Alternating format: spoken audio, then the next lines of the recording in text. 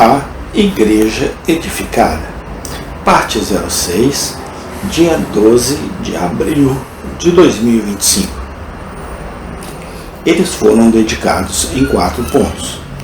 Eles se dedicavam ao ensino dos apóstolos e à comunhão, ao partir do pão e às orações. No ensinamento do apóstolo, eles eram uma igreja doutrinária. Eles acreditavam em ser devotados à verdade inabalável. Eles não pertenciam à geração evasiva dos homens que alegam que seus pontos de vista são progressistas e que não podem se manter presos a um credo comum.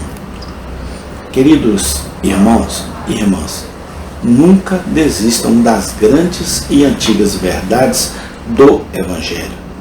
Que nenhum entusiasmo, mesmo que seja o turbilhão de um avivamento, jamais o tire do sério com relação às grandes doutrinas da cruz. Se Deus não salva os homens pela verdade, certamente não os salvará por mentiras. E se o antigo Evangelho não for competente para operar um avivamento, então passaremos sem o avivamento. Vamos manter a velha verdade. De qualquer maneira, venha o que vier. Nossa bandeira está pregada no mastro. Em seguida, eles foram dedicados em comunhão. Eles se amavam e continuaram fazendo isto.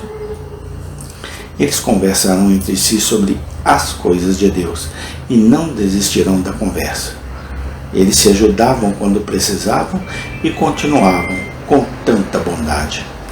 Eles eram verdadeiros irmãos e sua comunhão não foi quebrada.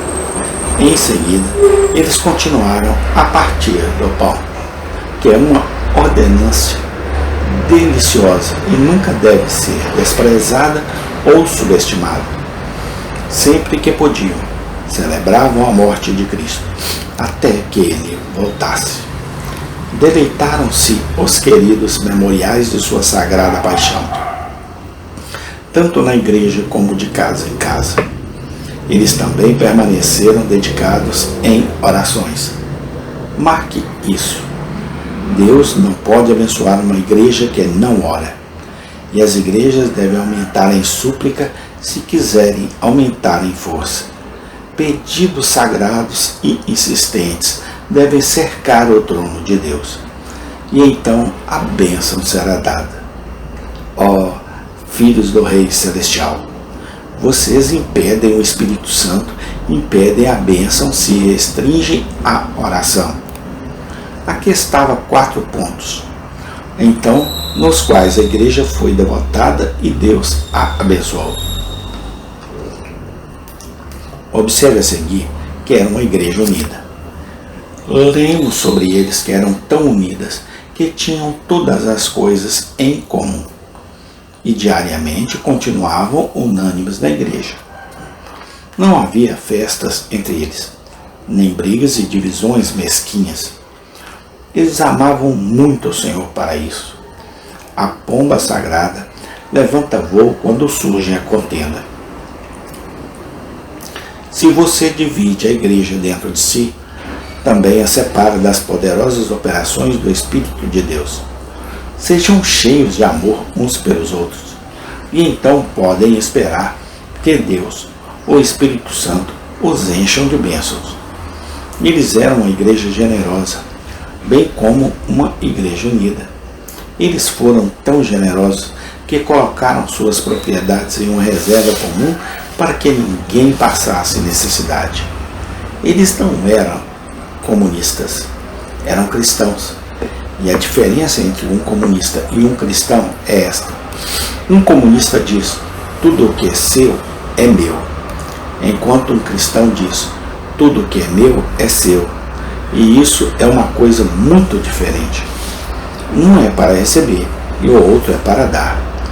Esses crentes agiam com um espírito tão generoso uns para com os outros que pareciam que ninguém considerava aquilo que pertencia a si mesmo, mas generosamente dava para as necessidades dos outros. Não acredito que o Senhor jamais abençoará uma igreja mesquinha. Existem igrejas cujo ministro questiona com medo como ele fornecerá comida e roupas para a sua família. E ainda assim essas igrejas não são muito pobres. A igreja onde se gasta mais por ano com limpeza do que com a causa de Cristo. E onde for esse o caso, nenhum grande bem será feito. O Senhor nunca abençoará uma sinagoga de avarentos. Se são avarentos, podem guardar sua adoração para si mesmos, pois Deus é como um Deus generoso e ama ter um povo generoso. Novamente, essas pessoas estavam em tal condição que seus lares eram lugares sagrados. Quero que observem isto, que eles partiam o pão de casa em casa e comiam com alegria e singeleza de coração. Eles não pensavam que a religião era apenas para os domingos ou para os sábados, e para o que os homens hoje em dia chamam de casa de Deus. Suas próprias casas eram casas de Deus, e suas próprias refeições eram tão misturadas com a ceia do Senhor, que até hoje o estudante mais cauteloso da Bíblia não consegue dizer quando pararam de comer suas refeições comuns e quando começaram a comer a ceia do Senhor. Eles elevaram suas refeições em dietas de adoração. Eles consagraram tudo com oração e louvor, que tudo ao seu redor era santidade ao Senhor.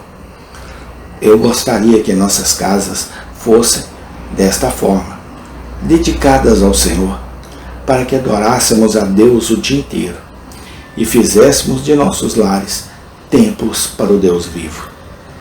Um grande dignatário nos informou há pouco tempo que é muito valioso a oração diária na igreja paroquial. Ele até afirmou que, por mais pouco que comparecessem, era mais aceitável do que qualquer outro culto. Suponho que a oração na igreja paroquial, sem ninguém para se juntar a ela, exceto o padre e o porteiro, é muito mais eficaz do que a maior reunião familiar em casa?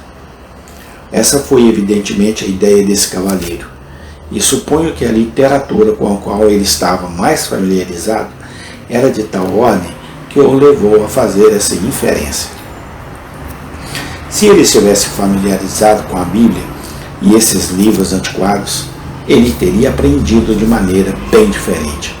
E se alguém lhe desse o Novo Testamento de presente, talvez isso pudesse sugerir alguns novos pensamentos para ele.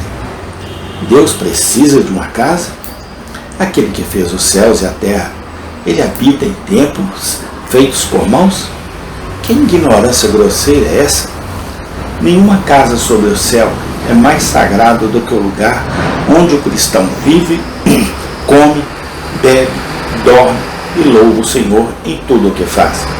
E não há adoração mais celestial do que aquela que é apresentada por famílias sagradas e dedicada ao temor do Senhor. Amém. Tem continuação. Deus seja louvado.